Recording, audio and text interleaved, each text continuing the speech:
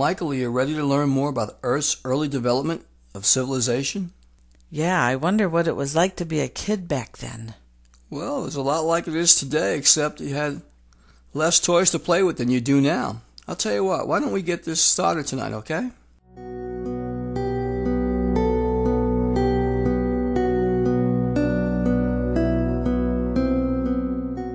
The dawn of civilization. This is the beginning of the narrative of the long, long forward struggle of the human species, from a status that was little better than an animal existence through the intervening ages and down to the later times when a real, though imperfect, civilization had evolved among the higher races of mankind. Civilization is a racial acquirement. It is not biologically inherent. Hence must all children be reared in an environment of culture, while each succeeding generation of youth must receive anew its education. The superior qualities of civilization, scientific, philosophic, and religious, are not transmitted from one generation to another by direct inheritance. These cultural achievements are preserved only by the enlightened conservation of social inheritance. Social evolution of the cooperative order was initiated by the Dalmatia teachers, and for 300,000 years mankind was nurtured in the idea of group activities. The blue man most of all profited by these early social teachings, the red man to some extent, and the black man least of all. In more recent times, the yellow race and the white race have presented the most advanced social development on Urantia.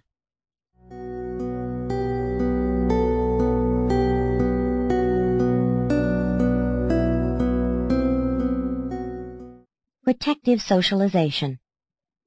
When brought closely together, men often learn to like one another, but primitive man was not naturally overflowing with the spirit of brotherly feeling and the desire for social contact with his fellows. Rather did the early races learn by sad experience that in union there is strength, and it is this lack of natural brotherly attraction that now stands in the way of immediate realization of the brotherhood of man on Urantia. Association early became the price of survival. The lone man was helpless unless he bore a tribal mark, which testified that he belonged to a group which would certainly avenge any assault made upon him. Even in the days of Cain, it was fatal to go abroad alone without some mark of group association. Civilization has become man's insurance against violent death, while the premiums are paid by submission to society's numerous law demands.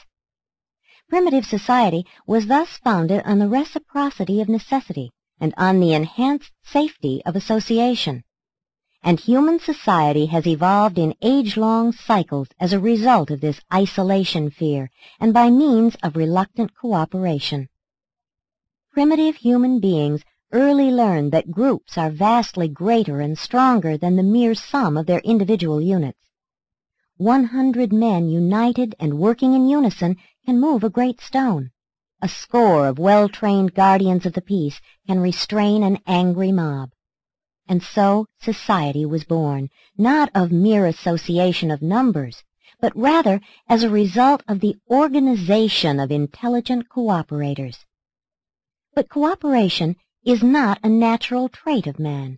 He learns to cooperate, first through fear, and then later because he discovers it is most beneficial in meeting the difficulties of time and guarding against the supposed perils of eternity. The peoples who thus early organized themselves into a primitive society became more successful in their attacks on nature as well as in defense against their fellows. They possessed greater survival possibilities. Hence has civilization steadily progressed on Urantia, notwithstanding its many setbacks. And it is only because of the enhancement of survival value in association that man's many blunders have thus far failed to stop or destroy human civilization.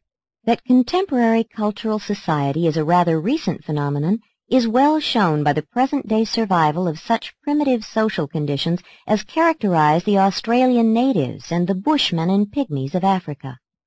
Among these backward peoples may be observed something of the early group hostility, personal suspicion, and other highly antisocial traits which were so characteristic of all primitive races. These miserable remnants of the non-social peoples of ancient times bear eloquent testimony to the fact that the natural individualistic tendency of man cannot successfully compete with the more potent and powerful organizations and associations of social progression. These backward and suspicious antisocial races that speak a different dialect every 40 or 50 miles illustrate what a world you might now be living in but for the combined teaching of the corporeal staff of the planetary prince and the later labors of the Adamic group of racial uplifters. The modern phrase, back to nature, is a delusion of ignorance, a belief in the reality of the one-time fictitious Golden Age. The only basis for the legend of the Golden Age is the historic fact of Dalmatia and Eden. But these improved societies were far from the realization of utopian dreams.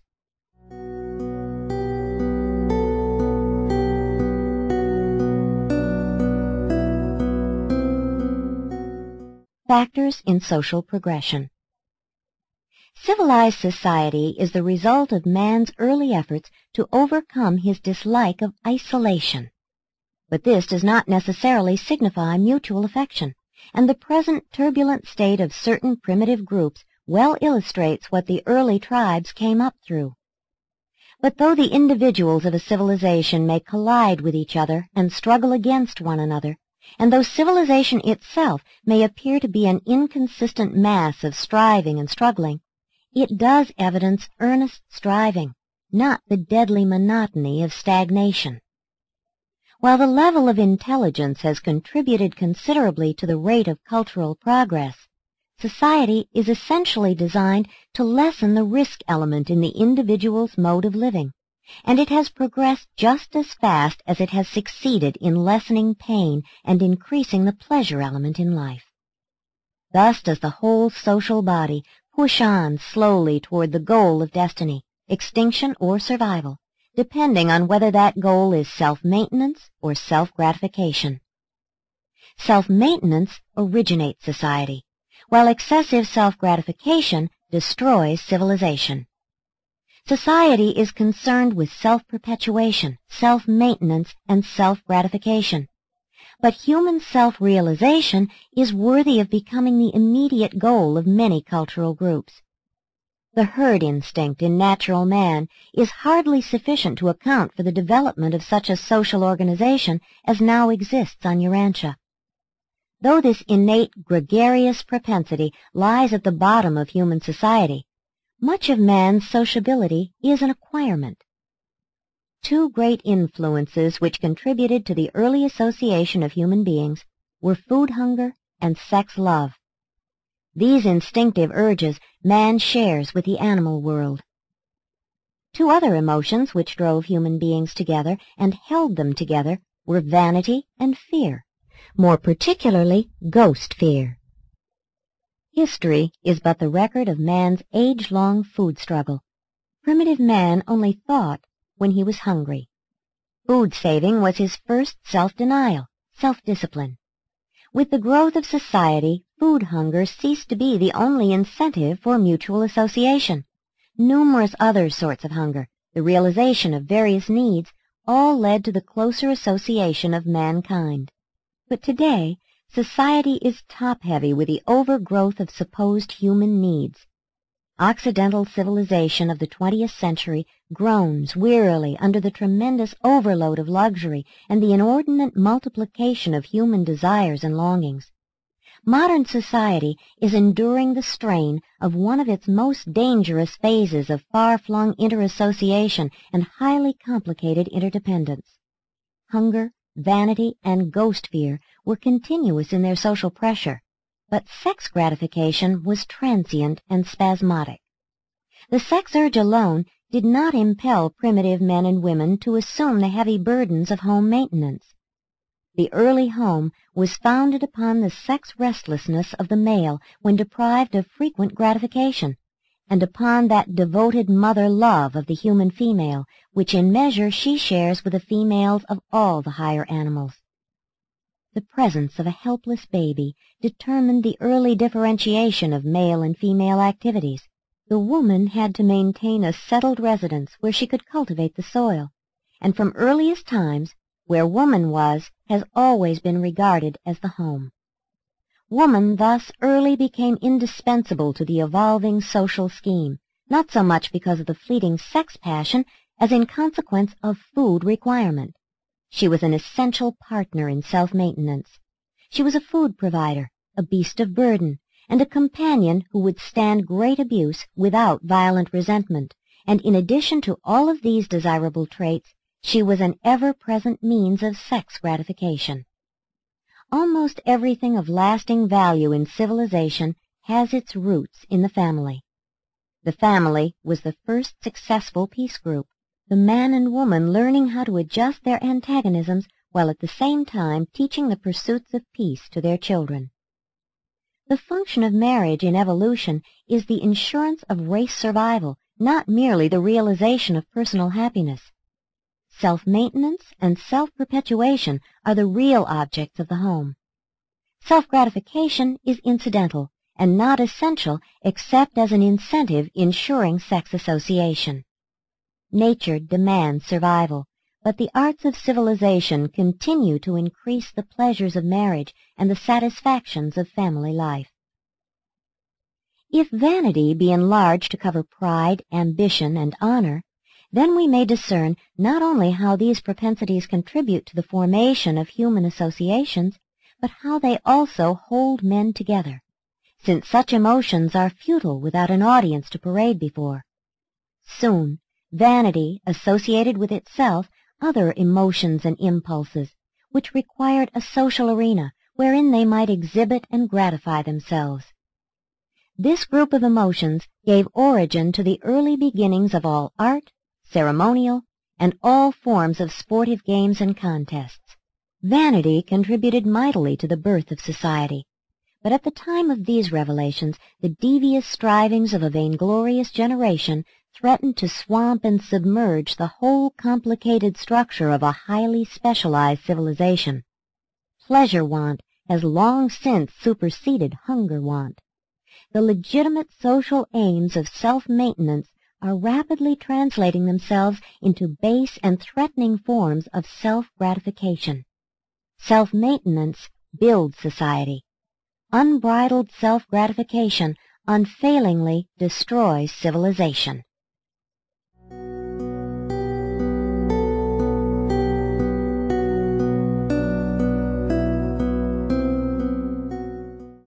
Socializing influence of ghost fear.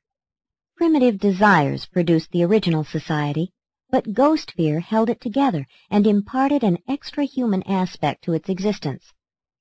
Common fear was physiological in origin, fear of physical pain, unsatisfied hunger, or some earthly calamity. But ghost fear was a new and sublime sort of terror. Probably the greatest single factor in the evolution of human society was the ghost dream. Although most dreams greatly perturbed the primitive mind, the ghost dream actually terrorized early men, driving these superstitious dreamers into each other's arms in willing and earnest association for mutual protection against the vague and unseen imaginary dangers of the spirit world. The ghost dream was one of the earliest appearing differences between the animal and human types of mind. Animals do not visualize survival after death. Except for this ghost factor, all society was founded on fundamental needs and basic biologic urges. But ghost fear introduced a new factor in civilization, a fear which reaches out and away from the elemental needs of the individual and which rises far above even the struggles to maintain the group. The dread of the departed spirits of the dead brought to light a new and amazing form of fear, an appalling and powerful terror which contributed to whipping the loose social orders of early ages into the more thoroughly disciplined and better controlled primitive groups of ancient times. This senseless superstition, some of which still persists, prepared the minds of men through superstitious fear of the unreal and the supernatural for the later discovery of the fear of the Lord, which is the beginning of wisdom. The baseless fears of evolution are designed to be supplanted by the awe for deity, inspired by revelation. The early cult of ghost fear became a powerful social bond, and ever since that far distant day, mankind has been striving, more or less, for the attainment of spirituality. Hunger and love drove men together. Vanity and ghost fear held them together. But these emotions alone, without the influence of peace-promoting revelations, are unable to endure the strain of the suspicions and irritations of human interassociations. Without help from superhuman sources, the strain of society breaks down upon reaching certain limits. And these very influences of social mobilization, hunger, love, vanity, and fear, conspire to plunge mankind into war and bloodshed. The peace tendency of the human race is not a natural endowment. It is derived from the teachings of revealed religion, from the accumulated experience of the progressive races, but more especially from the teachings of Jesus, the Prince of Peace.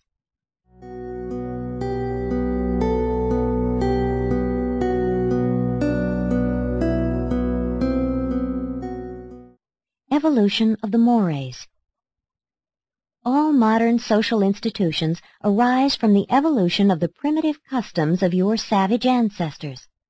The conventions of today are the modified and expanded customs of yesterday.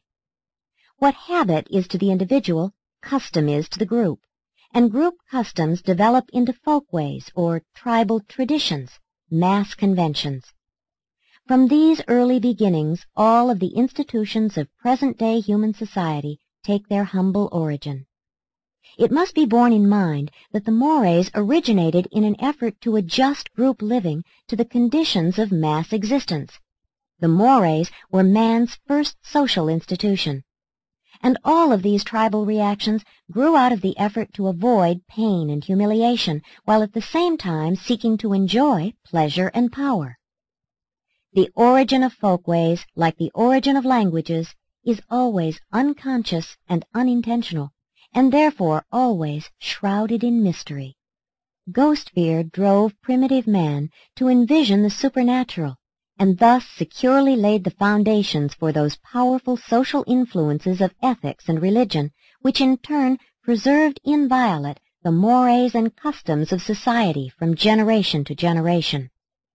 The one thing which early established and crystallized the mores was the belief that the dead were jealous of the ways by which they had lived and died.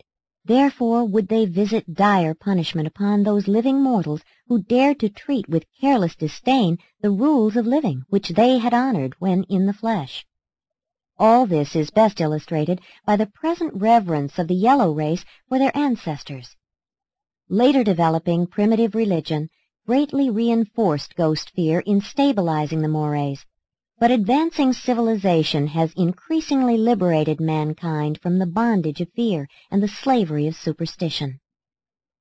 Prior to the liberating and liberalizing instruction of the Dalmatia teachers, ancient man was held a helpless victim of the ritual of the mores.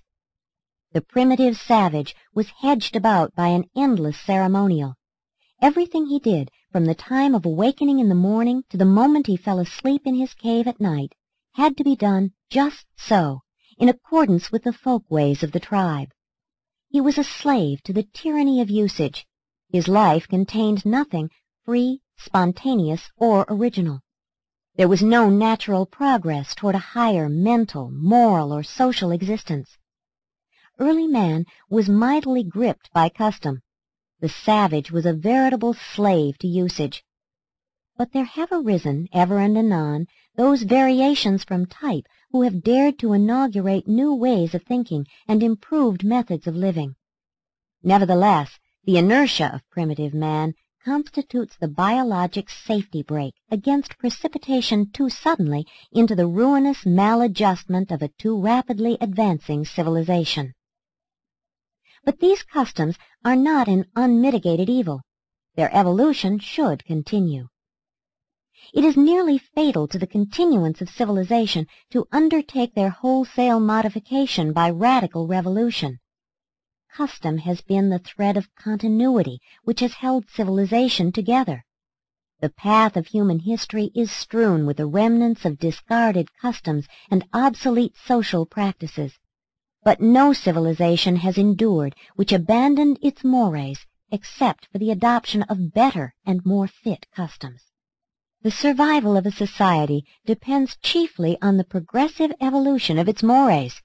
The process of custom evolution grows out of the desire for experimentation. New ideas are put forward. Competition ensues. A progressing civilization embraces the progressive idea and endures. Time and circumstance finally select the fitter group for survival. But this does not mean that each separate and isolated change in the composition of human society has been for the better.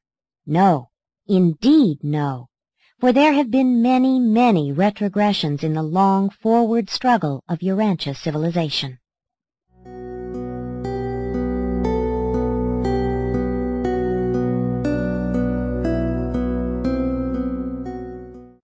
Land techniques, maintenance arts. Land is the stage of society. Men are the actors, and man must ever adjust his performances to conform to the land situation. The evolution of the mores is always dependent on the land-man ratio. This is true notwithstanding the difficulty of its discernment. Man's land technique, or maintenance arts, plus his standards of living, equal the sum total of the folkways, the mores. And the sum of man's adjustment to the life demands equals his cultural civilization. The earliest human cultures arose along the rivers of the Eastern Hemisphere, and there were 4 great steps in the forward march of civilization. They were: 1. The collection stage. Food coercion, hunger, led to the first form of industrial organization, the primitive food-gathering lines. Sometimes such a line of hunger march would be 10 miles long as it passed over the land gleaning food. This was the primitive nomadic stage of culture, and is the mode of life now followed by the African Bushman. 2. The hunting stage. The invention of weapon tools enabled man to become a hunter, and thus to gain considerable freedom from food slavery. A thoughtful Andonite, who had severely bruised his fist in a serious combat, rediscovered the idea of using a long stick for his arm and a piece of hard flint, bound on the end with sinews, for his fist. Many tribes made independent discoveries of this sort, and these various forms of hammers represented one of the great forward steps in human civilization. Today, some Australian natives have progressed little beyond this stage. The blue men became expert hunters and trappers. By fencing the rivers, they caught fish in great numbers, drying the surplus for winter use. Many forms of ingenious snares and traps were employed in catching game, but the more primitive races did not hunt the larger animals. 3. The pastoral stage. This phase of civilization was made possible by the domestication of animals. The Arabs and the natives of Africa are among the more recent pastoral peoples. Pastoral living afforded further relief from food slavery. Man learned to live on the interest of his capital, the increase in his flocks, and this provided more leisure for culture and progress. Pre-pastoral society was one of sex cooperation, but the spread of animal husbandry reduced women to the depths of social slavery. In earlier times it was man's duty to secure the animal food, women's business to provide the vegetable edibles. Therefore, when man entered the pastoral era of his existence, woman's dignity fell greatly. She must still toil to produce the vegetable necessities of life, whereas the man need only go to his herds to provide an abundance of animal food. Man thus became relatively independent of woman. Throughout the entire pastoral age, woman's status steadily declined. By the close of this era, she had become scarcely more than a human animal, consigned to work and to bear human offspring, much as the animals of the herd were expected to labor and bring forth young. The men of the pastoral ages had great love for their cattle. All the more pity they could not have developed a deeper affection for their wives. 4. The agricultural stage. This era was brought about by the domestication of plants, and it represents the highest type of material civilization. Both Caligastia and Adam endeavored to teach horticulture and agriculture. Adam and Eve were gardeners, not shepherds, and gardening was an advanced culture in those days. The growing of plants exerts an ennobling influence on all races of mankind. Agriculture more than quadrupled the land-man ratio of the world. It may be combined with the pastoral pursuits of the former cultural stage. When the three stages overlap, men hunt and women till the soil. There has always been friction between the herders and the tillers of the soil. The hunter and herder were militant, warlike. The agriculturist is a more peace-loving type. Association with animals suggests struggle and force. Association with plants instills patience, quiet, and peace. Agriculture and industrialism are the activities of peace, but the weakness of both as world social activities is that they lack excitement and adventure. Human society has evolved from the hunting stage through that of the herders to the territorial stage of agriculture, and each stage of this progressive civilization was accompanied by less and less of nomadism. More and more, man began to live at home. And now is industry supplementing agriculture, with consequently increased urbanization and multiplication of non-agricultural groups of citizenship classes. But an industrial era cannot hope to survive if its leaders fail to recognize that even the highest social developments must ever rest upon a sound agricultural basis.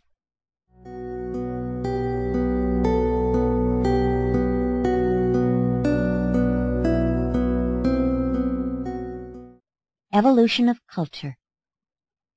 Man is a creature of the soil, a child of nature. No matter how earnestly he may try to escape from the land, in the last reckoning he is certain to fail. Dust you are, and to dust shall you return, is literally true of all mankind. The basic struggle of man was and is and ever shall be for land. The first social associations of primitive human beings were for the purpose of winning these land struggles. The land-man ratio underlies all social civilization. Man's intelligence by means of the arts and sciences increased the land yield. At the same time, the natural increase in offspring was somewhat brought under control, and thus was provided the sustenance and leisure to build a cultural civilization. Human society is controlled by a law which decrees that the population must vary directly in accordance with the land arts and inversely with a given standard of living. Throughout these early ages, even more than at present, the law of supply and demand as concerned men and land determined the estimated value of both. During the times of plentiful land, unoccupied territory, the need for men was great, and therefore the value of human life was much enhanced. Hence, the loss of life was more horrifying. During periods of land scarcity and associated overpopulation, human life became comparatively cheapened, so that war, famine, and pestilence were regarded with less concern. When the land yield is reduced or the population is increased, the inevitable struggle is renewed. The very worst traits of human nature are brought to the surface. The improvement of the land yield, the extension of the mechanical arts, and the reduction of population all tend to foster the development of the better side of human nature.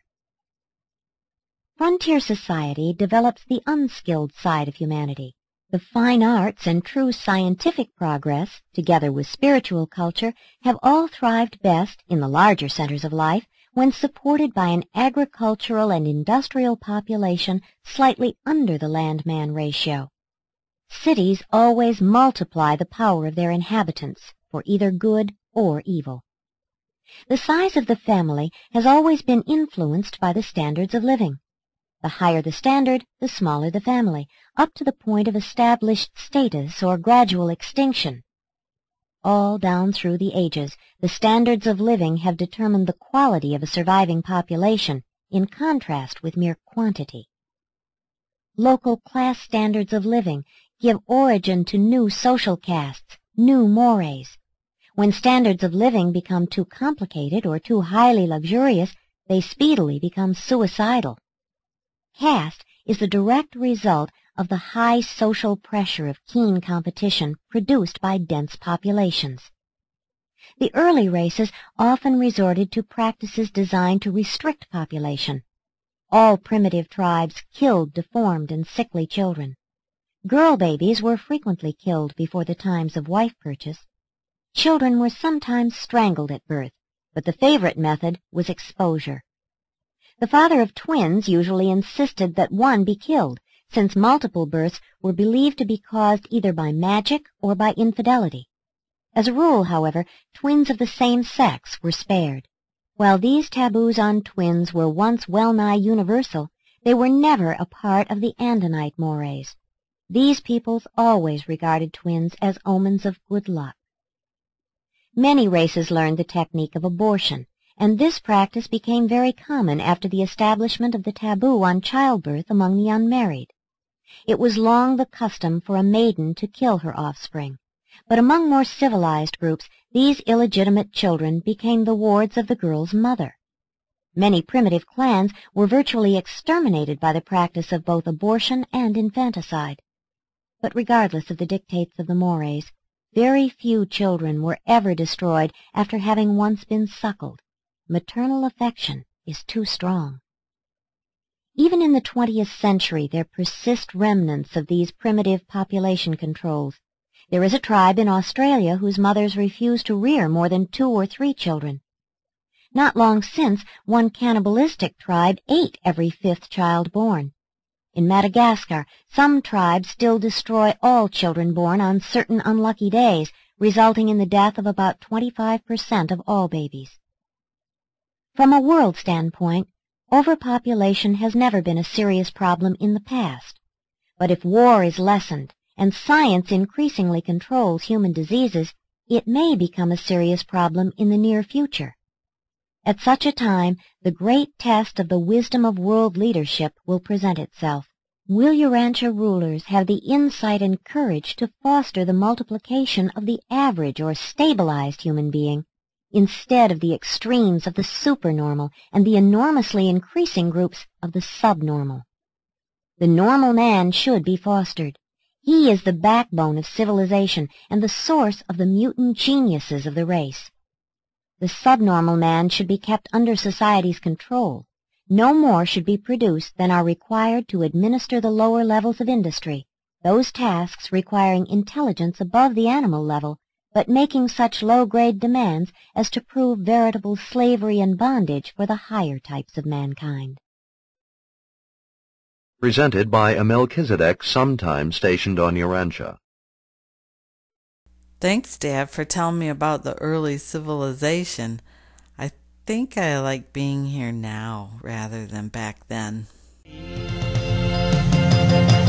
the cat's in the cradle and the silver spoon, little boy blue and the man in the moon. When you're coming home, son, I don't know when we'll get together then. Yeah, you know